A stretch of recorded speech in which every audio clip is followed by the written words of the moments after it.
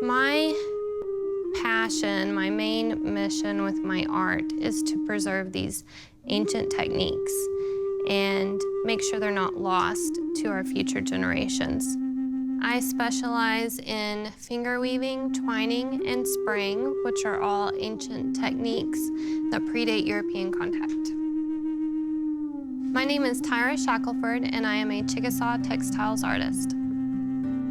When I was about 12 years old, I learned how to finger weave at Oklahoma. I learned because I wanted to make a belt to match my dress, and I've never stopped making belts since then. It's relaxing for me. It's almost therapeutic or meditative in a way. Finger weaving is near and dear to my heart, and it's the first technique that I learned how to do when I was a child. But right now, sprang is becoming my favorite technique, and I'm doing a lot more experimenting with sprang and pushing it to see what I can do with it.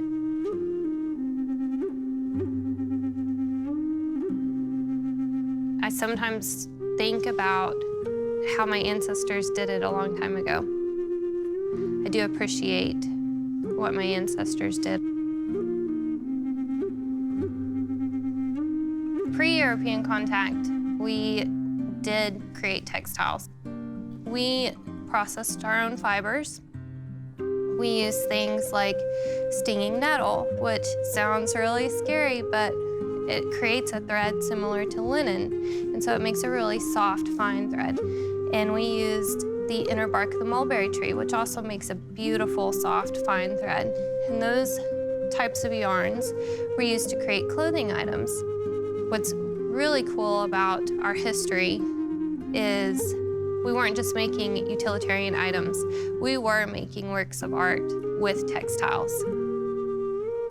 I really admire the work of my ancestors, and I want to create with my art things just as beautiful as what they were creating a couple thousand years ago. So with my art, I'm using these ancient techniques, but I'm doing it in a modern way. I do make traditional belts, but I'm using acrylic yarn instead of gathering my own fibers and spinning my own yarn. I am creating contemporary type clothing pieces. I have handbags and accessories. I've started using sprang instead of making clothing items to make more like wall hangings. And I feel like you don't have to get stuck in this box of this is how our ancestors did it, so this is the only thing we're going to do. Our ancestors were very innovative people and inventive people and adaptive. And so when new technology came along, they embraced it. And I very much believe that culture has to be growing and evolving and changing. If you get stuck in a box, it becomes stagnant and it just dies out. So it's really important to know who you are, know where you came from, know your history, know your culture, but also to keep growing and keep pushing the boundaries. That's what I do. I use these old techniques and I try to push the boundaries of what I can do with them and create something new and beautiful with it. It's important to me to pass these things down so they're not lost. When I was learning, I didn't have a Chickasaw to teach me. I had to learn from a Seminole elder.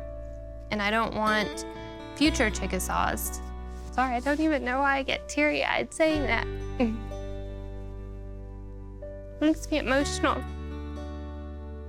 Thinking about future Chickasaws not having someone to learn from.